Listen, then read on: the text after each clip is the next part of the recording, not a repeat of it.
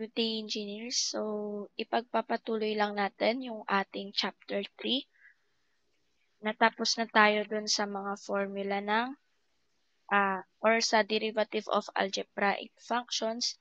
And ngayon nasa 3.6 na tayo, which is yung derivative interpreted by slope. So, dito sa derivative interpreted by slope, the derivative of a function is identical with the slope of the graph of a function. So, rate of change, m is equals to dy over dx. And the limit of delta y over delta x as delta x approaches to 0 is yan yung ating slope or the rate of change of y with respect to x. So, naalala nyo yung sa chapter 2 natin, yung graph doon na ganyan. So, ganyan. Diba sinabi ko na ang m natin or yung slope ay equal siya sa dy over dx. So, sa derivative, ang slope is ito, dy over dx. And kapag sinulat natin siya sa prime notation, y prime siya. So, ayan yun. So, punta na tayo sa ating example or sa mga exercises. Number 1, find the slope of the curve at a given point. So, y is equals to 2x cubed minus 3x at point negative 1, 1. So, itong point na to, diba ito yung ating x and ito yung ating y. So, una, diba ang slope natin, sinabi ko, m or dy over dx or y prime. So, derive na natin tong given function. So, y prime is equals to, so derivative ng 2x cubed ay 6x squared minus derivative ng 3x ay 3. So, ito yung ating first derivative. First derivative.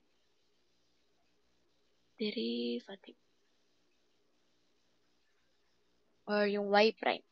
Kapag naging y double prime na, so second derivative na yun.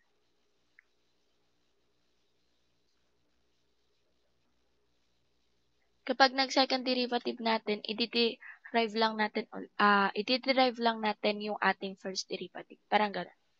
So, wag mo na yan kasi hindi pa naman yan yung ating lesson. So, matatakal din natin itong mga second derivative sa mga next. Pero parang first derivative rin lang siya. So, tuloy na natin.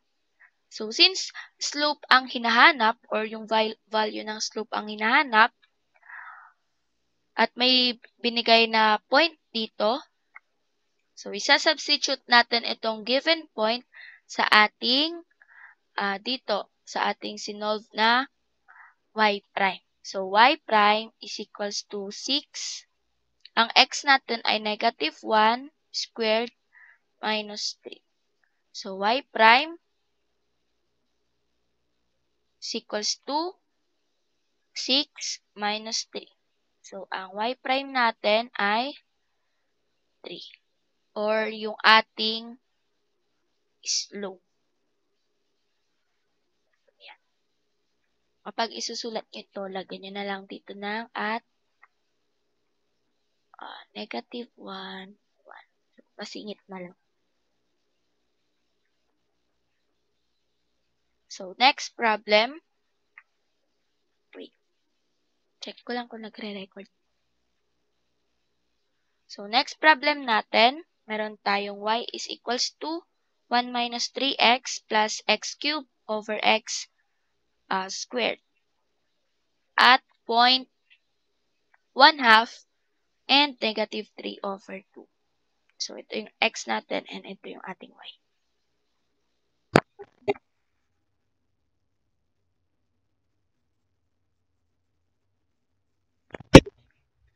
So, meron tayong given function dito and gagamit tayo ng quotient rule. So, paano na ulit yon? U is equals to, ang U natin dito ay 1 minus 3x plus x cubed. Ang du natin, diderive lang natin yung u natin, which is negative 3 plus 3x squared.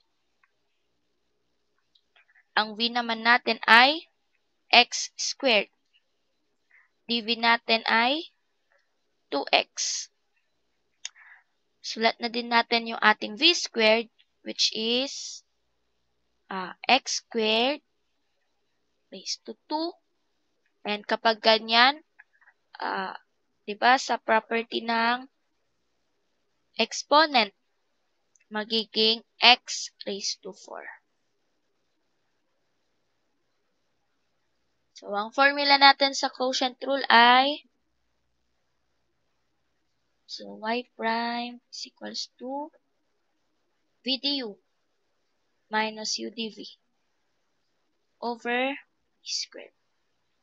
Sulat lang natin. Y prime is equals to v natin ay x squared. And du natin ay negative 3 plus 3x squared. Minus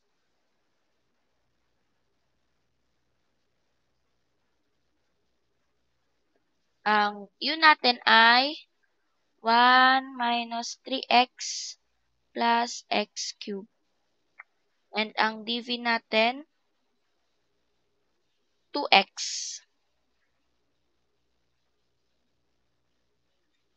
over v squared natin ay x raised to 4. So, simplify natin. Magiging negative 3x squared. So, ganyan siya. Plus 3x raised to 4. And unahin natin to. 1, 2, 3. So, magiging 2x times 1 is 2x. And since may negative dito na i-distribute din natin pa ganyan, magiging negative 2x. So, 2x times negative 3x is negative 6x squared. And may times negative, so positive 6x squared. 2x times x raised to 3 ay 2x raised to 4. Since may times tayong negative, magiging negative 2x raised to 4. So, yan.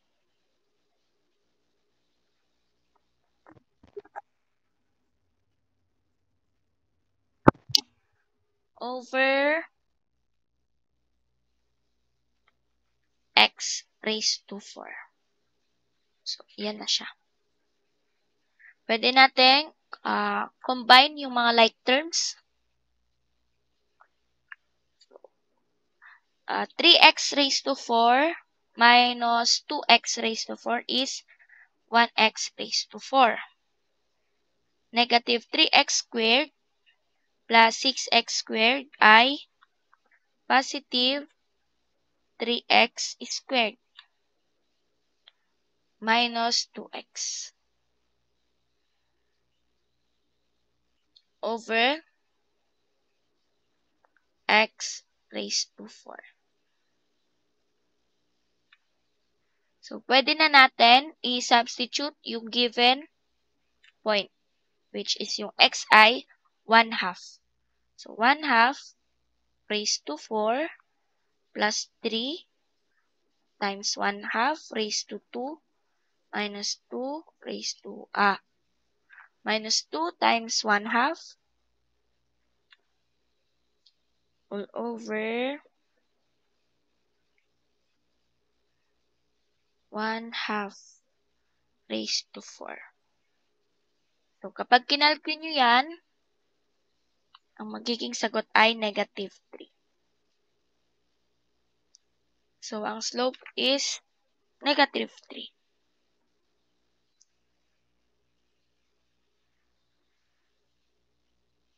Next problem. Wait lang.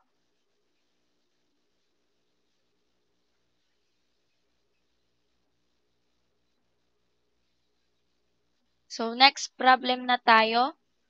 Find the slope of the curve at a given point. Y is equals to 2x raised to 4 plus 3x raised to 3 or cube plus 2x squared minus 1, where the curve crosses OX.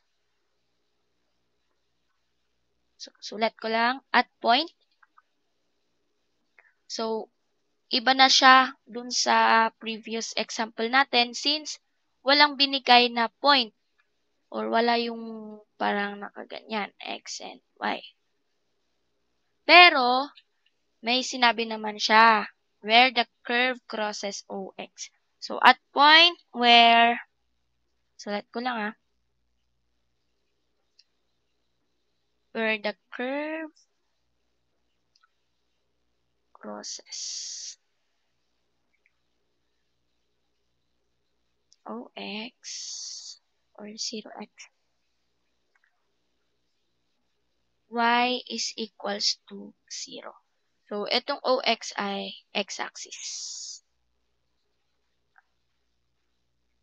So, kapag OY yan, kapag OY, o di ano na yon, y-axis.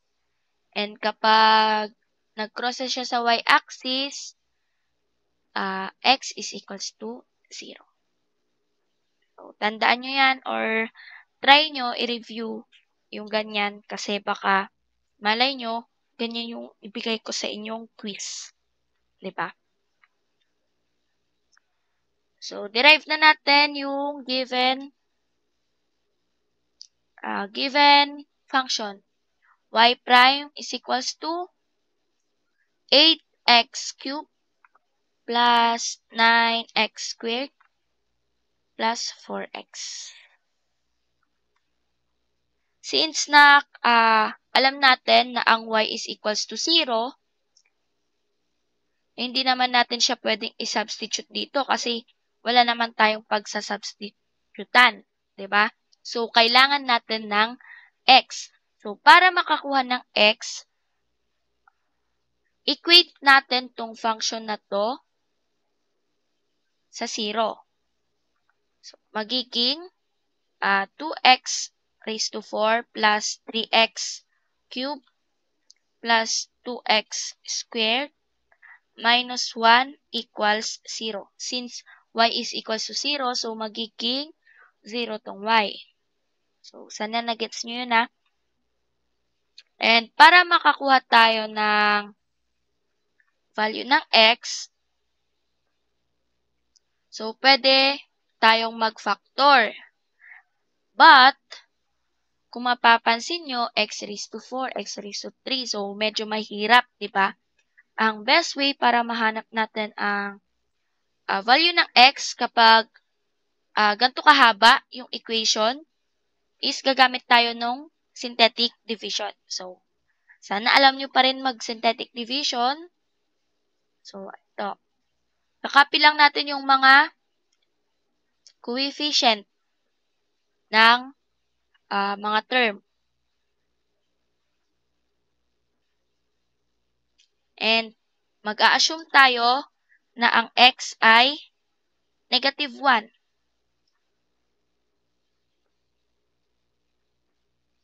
So, bring down 2. 2 times negative 1 is negative 2. 3 plus negative 1 is positive 1. Positive 1 times negative 1 is negative 1.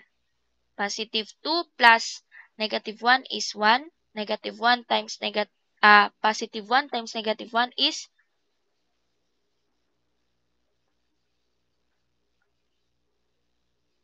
wait lang.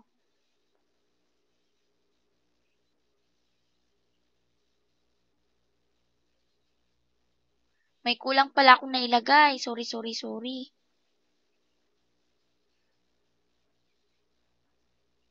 Wait. Tama naman, pero may kulang lang. Since may kulang pala dito sa atin, 'di ba? X raised to 4, x raised to 3, x raised to 2.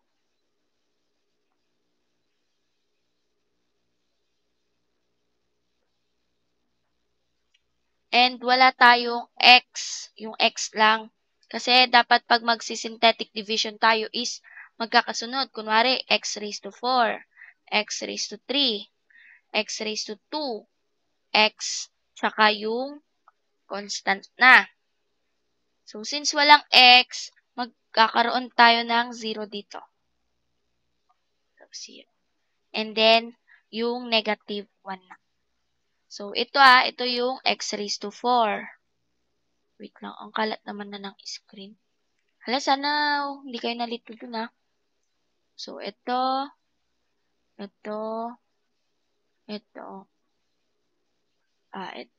ay, wala. So, absent.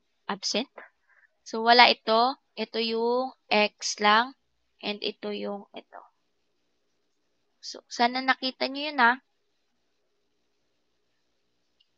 Nadiretso ko naman hindi ko na tinitignan. Sorry. So, balik na tayo sa synthetic division.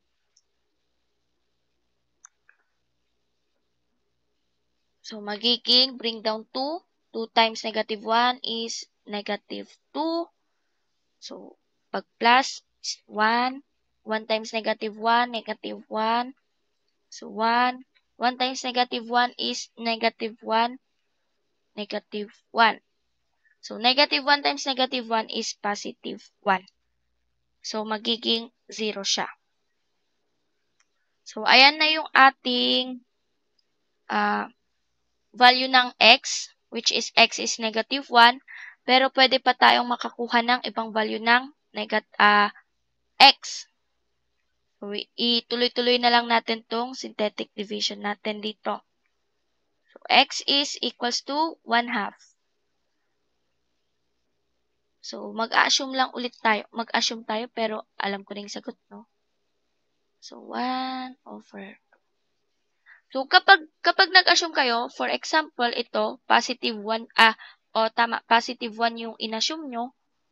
So, hindi magsisiro to.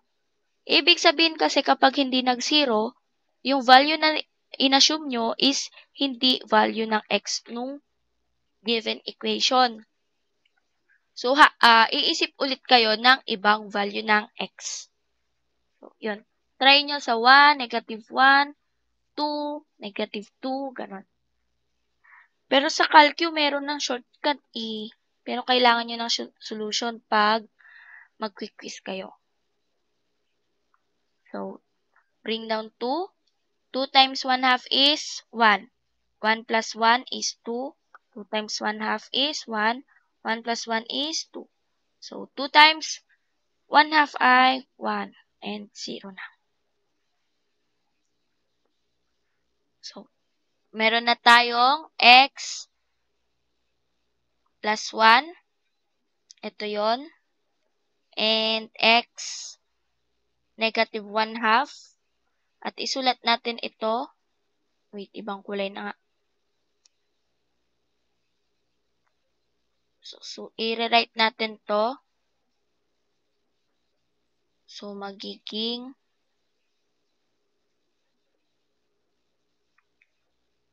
2x squared plus 2x plus 2. So, pwede natin i-cancel yung 2, di ba? So, magiging x raised to 2 plus x plus 1. Since ito ay naka-quadratic na, quadratic kapag, kapag naka ax squared plus bx plus c. So, kapag ganyan. So, pwede na, isang way para makuha natin yung value ng x ay, yung paggamit natin ng quadratic formula.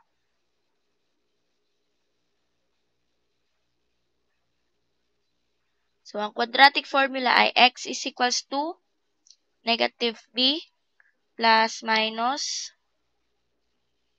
b squared minus 4ac over 2a. So, ito, memorize nyo to. Yan, memorize nyo yan.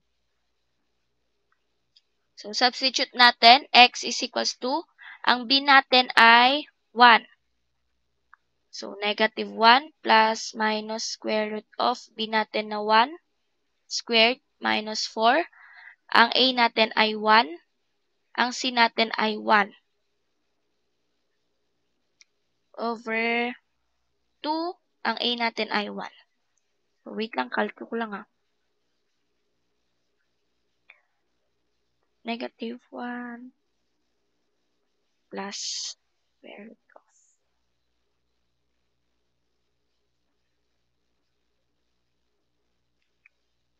So, math error siya. So, ibig sabihin kapag ganun ay imaginary yung x. So, yung isang x ay imaginary. So, meron na tayong 2 points. Ang point 1 natin ay negative 1, 0. At ang point 2 natin ay 1/2, 0. So, ito. Ay, hindi pala yan yung sagot. So, yan. So, meron na tayong value ng x. So, ang gagawin na natin ay isa-substitute na natin. So, wala na akong space. So, sulat ko lang at point 1,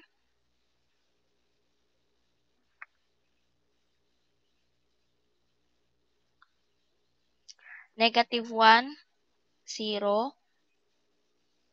So, ang derivative nung kanina ay y prime is equals to 8x cubed plus 9x squared plus 4x. So, y prime is equals to 8 negative 1 cubed plus 9 negative 1 squared plus 4 negative 1. Y prime is equals to negative 8 plus 9 minus 4. So, ang y prime natin ay negative 3. So, ito yung isang slope natin. Or, slope natin yan sa point na ito. Meron tayong isa at point 2, which is 1/2 and 0. So, substitute natin, y prime is equals to 8, 1/2 cubed plus 9, 1/2 squared plus 4, 1/2. So, meron tayo ditong 1 plus 9 over 4 plus 2. So, meron tayong 21 over 4. Y prime.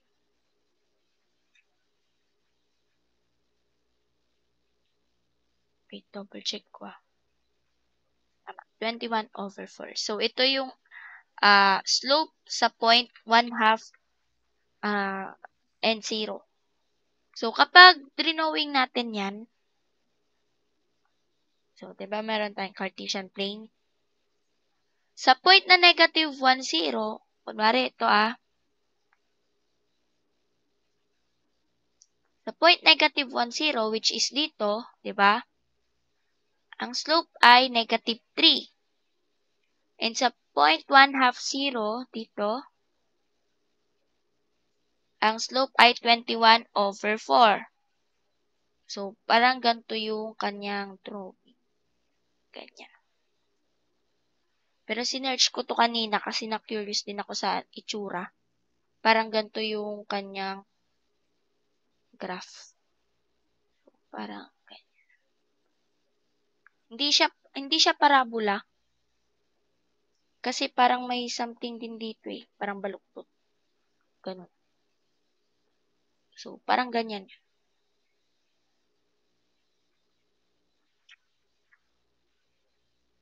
Sana di kayo nalito dun sa synthetic division kanina. Nababother tuloy ako kung ulitin ko tong recording. So, yun. Next. Number 4. Find the vertex of parabola by means of derivative. Note at vertex m is equals to 0. So, ito, paano nating masasabi na sa vertex m is equals to 0? Kasi kapag nag-drawing tayo ng parabola, for example, ito, parabola, at ito yung kanyang vertex, di ba? Ay, na-next ko. So, ito ang kanyang vertex. Tama. So, sa vertex, kapag may tangent line dyan sa vertex, mapapansin nyo, straight line siya. So, wait lang. Hindi siya straight line. Ang hirap naman.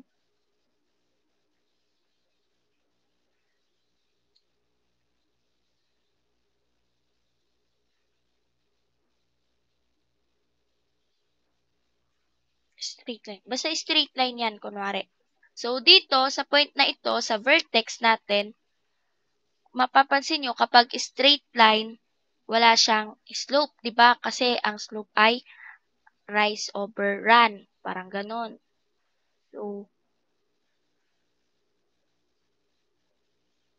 So, dito, m is equals to 0.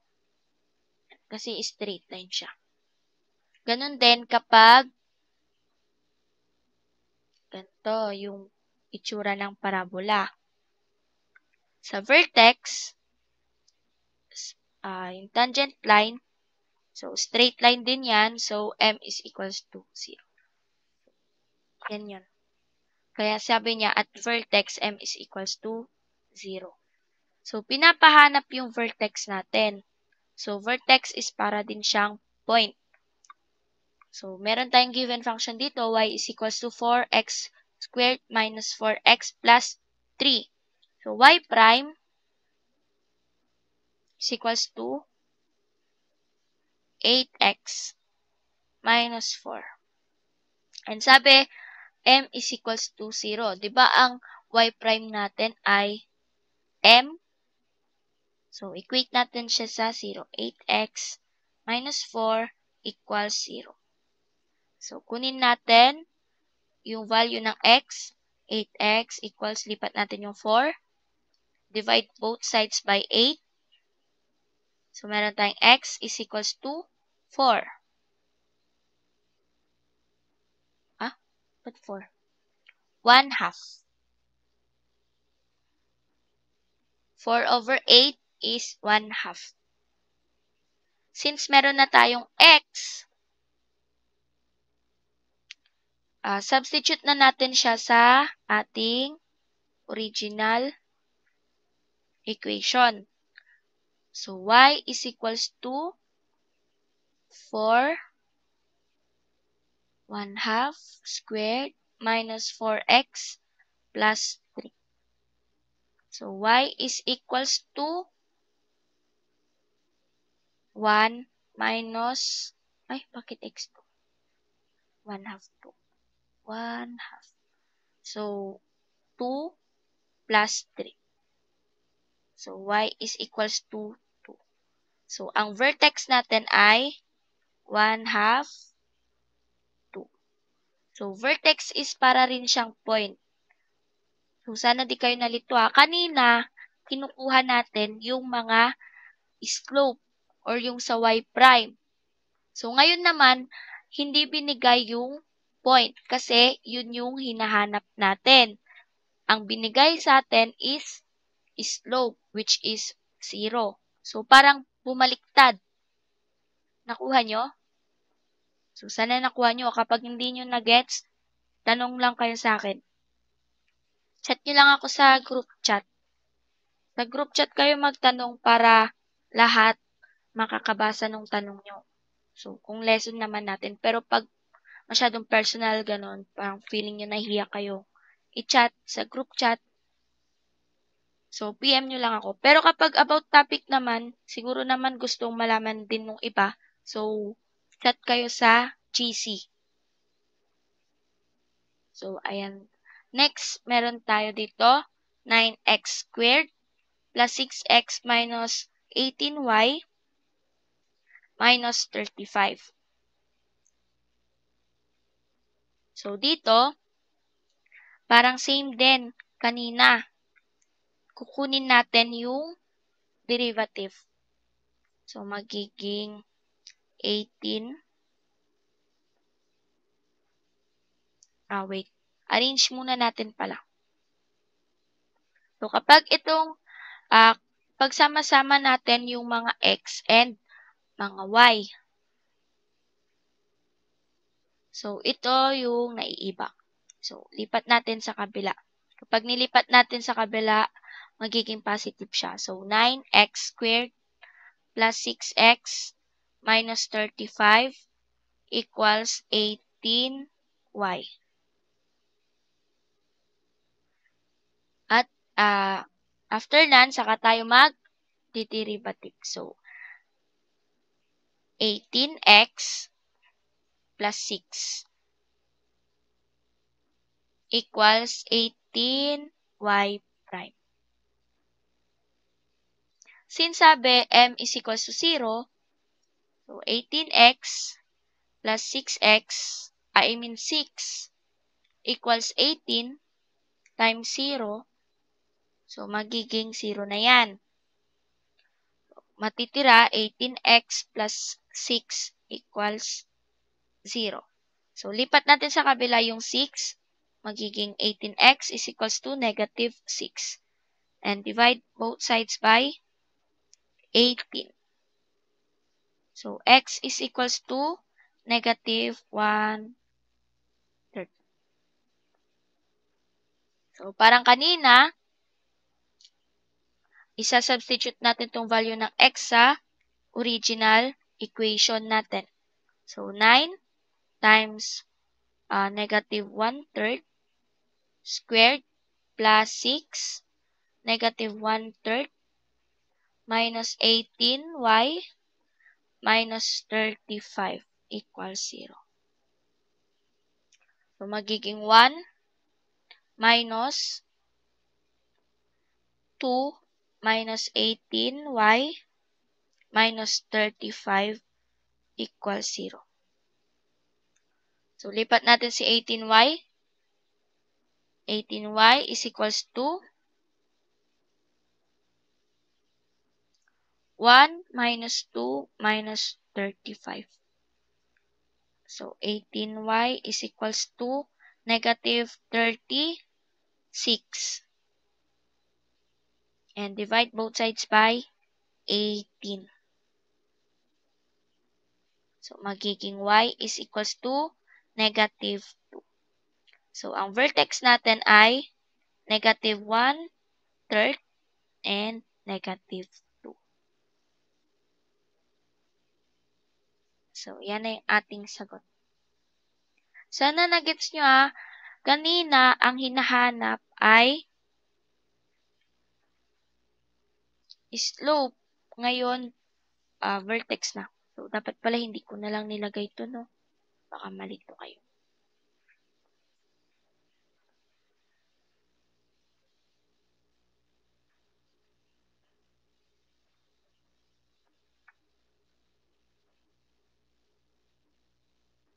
So, last problem. Ito medyo mahaba. Dapat pala hindi ko na nilagay ito.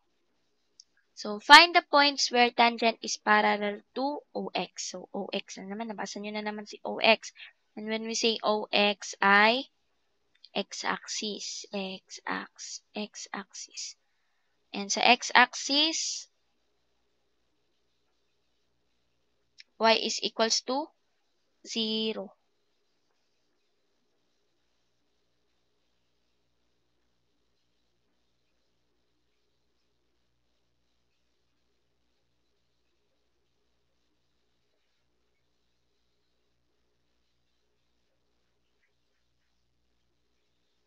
So, ngayon, sabi niya,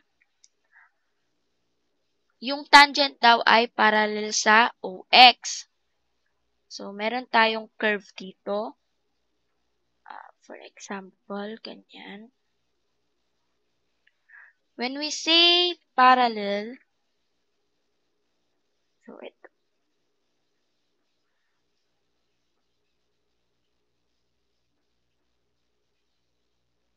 Wait, dapat ibang kulay yung curve.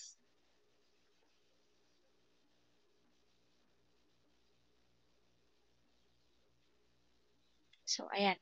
When we say parallel, same distance sila and does not intersect at any point.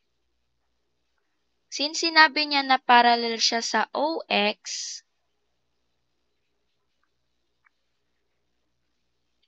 so ibig sabihin, yung tangent or yung straight line that just touches the curve at that point. So, for example, dito, so may tangent tayo dyan. So, wait lang. Ang hirap mag-drawing naman dito. So, may tangent tayo na parallel sa OX, OX or sa x-axis. So, ito yung ating x-axis, di ba? X-axis. So, ganyan. So, pag ganyan na naman, parallel sa x-axis, m is equals to, so, m is equals to 0. M is equals to 0. So, yan. Kahit wag nyo nang i-drawing to sa inyong mga note. Kasi pinakita ko lang naman yung kanyang ibig sabihin dun sa problem. Wala na pa din.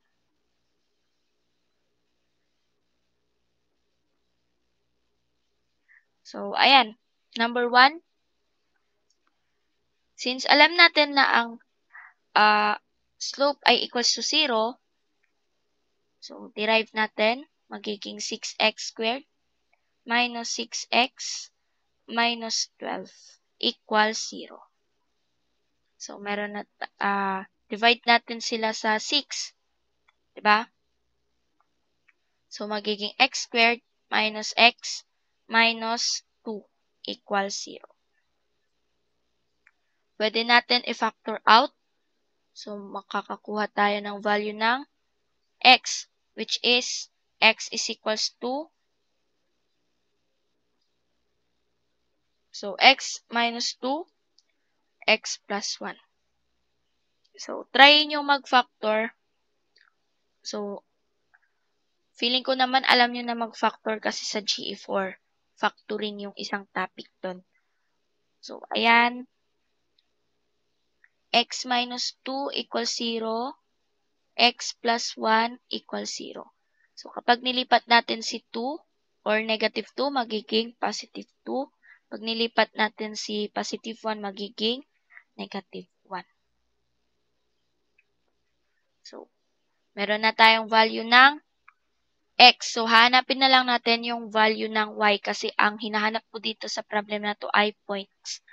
So, at x is equals to 2, y is equals to 2 cube minus 3, 2 squared minus 12 plus 6. Y is equals to negative 14. So, pwede naman kayo mag-calculate sa inyong quiz. So, ang tangent line natin ay 2, point ng tangent line natin ay 2 and negative 14.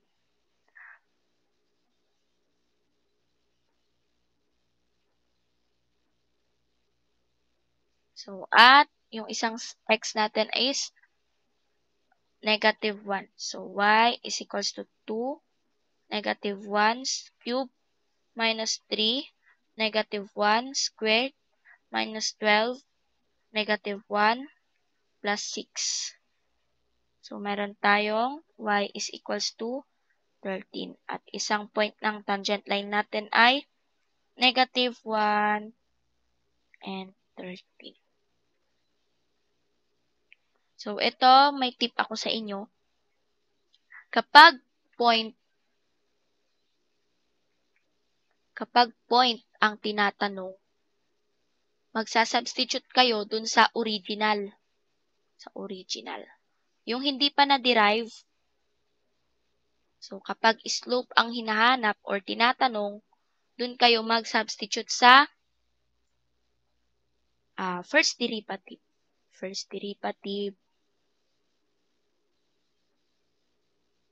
Or yung y prime. Sabihin na lang natin y prime. Ayan. So, ito tandaan nyo ito So, pakitandaan po yan. Kasi mag-quiz tayo after chain rule or implicit functions. So, last problem, B. So, y is equals to 8x raised to 4 minus 16x raised cube minus 24x squared plus 32x plus 8. So, kumpleto sila. So, derive natin. Y prime is equals to 32x raised to 3 minus 48x squared minus 48. Tama ba? 48x plus 32. So, equals to 0. Pwede natin i-divide ng 16. Tama ba? So, divide natin to ng 16. 16. 16. 16. So, parang ganyan. So, ang kalalabasan niya ay 2x cubed minus 3x squared minus 3x plus 2. So, equals to 0. So, ganyan. Hanapin ulit natin yung value ng x. And, mahanap natin siya sa pamamagitan ng synthetic division. So, 2, negative 3, negative 3, plus positive 2. Meron na tayong x is equals to negative 1. So, bring down 2. 2 times negative 1 is negative 2. So, meron tayong negative 5. Negative 5 times negative 1 is 5. So, lalabas dito ay positive 2. So, positive 2 times negative 1 is negative 2. So, 0 na siya. So, tuloy natin. X is equals to 2. So, try nyo, practicein nyo, huwag nyo munang ilagay itong negative 1 tsaka negative 2 para ma-practice kayo sa synthetic division. So, bring down 2. 2 times 2 is 4. Negative 1. Negative 2. So, positive 2, diba? Positive 2. Wait lang, brain ko nga.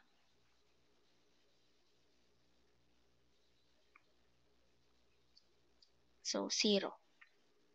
So, ang mga value ng x natin ay, wait, ito. 2x minus 1 to, diba? So, ito ay 2x minus 1. So, 2x equals 1. So, divide both sides by 2. Ay, bakit nag-thank you na? Divide both sides by 2. So, ang x natin na isa ay 1/2. So, meron tayong tatlong x. 1, 2, and 3. So, at x is equals to negative 1. Y is equals to 8. negative 1 raised to 4, negative 16, negative 1 raised to 3, negative 24, negative 1 raised to 2, plus 32, negative 1, plus 8. So, y is equals to negative 24. So, isang point ng tangent line natin ay negative 1 and negative 24. Ay, 25 naman yung sulat ko. 24.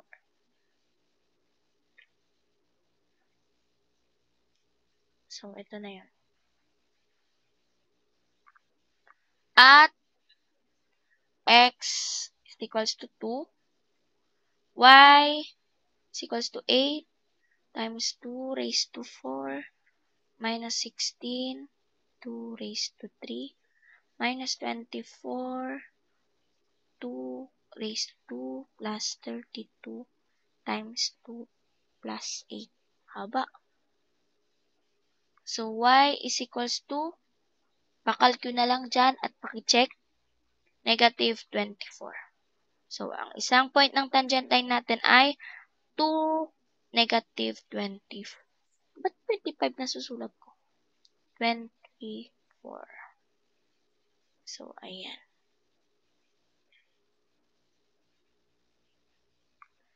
So, last at x is equals to 1/2. Y is equals to 8 times 1/2 raised to 4 minus 16, 1/2 raised to 3 minus 24 times 1/2 raised to 2 plus 32 times 1/2 plus 8.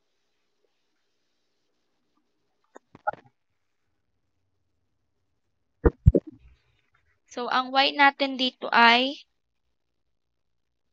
33 over 2.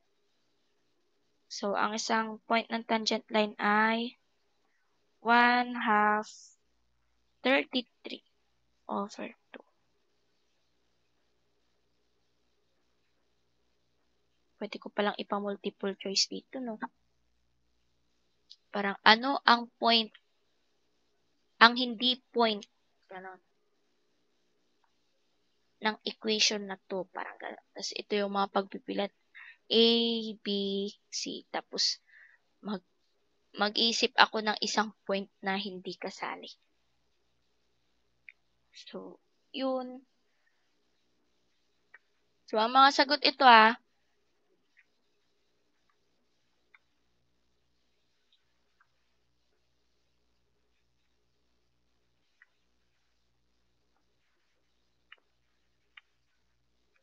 So, ayan na yung mga examples natin. Pwede kayong mag-practice solve doon sa may red na book. Saan ba yung red na book ko? Wait, check ko lang yung page. Pa-assignment ko kaya sa inyo, no? Para mapilitan kayong mag-solve.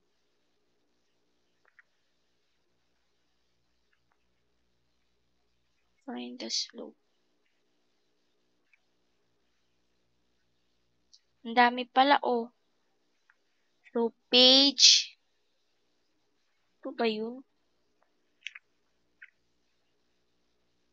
Parang ito naman yung example kong iba.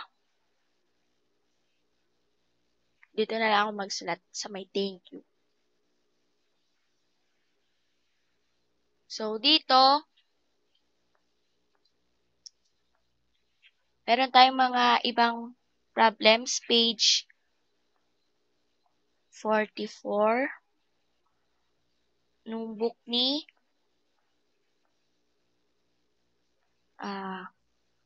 Love and Rainfield. Alam niyo na to, yung red. So, number 29 to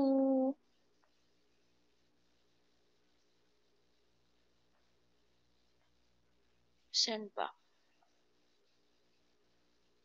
To 48 or 47.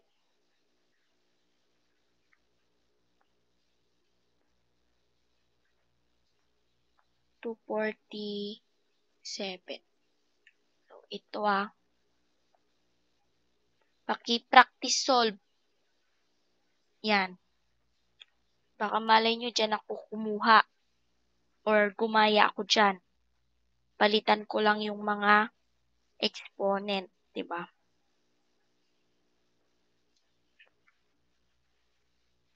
So, ayan lang. Thank you for listening. Kapag may hindi kayo na-gets, paki-chat lang po ako. Or kapag may tanong kayo, pwede naman. Friday, umaga, pwede kayong magpa-consult sa akin. Pero online na lang kasi online ako nun. Wala ako sa office ng Friday. So, kung gusto nyo face-to-face na magpaturo, Monday, Tuesday, tsaka Thursday ako nasa school. So, yun lang. Thank you for watching. Paki-comment done watching, name, and section ba yun? Section.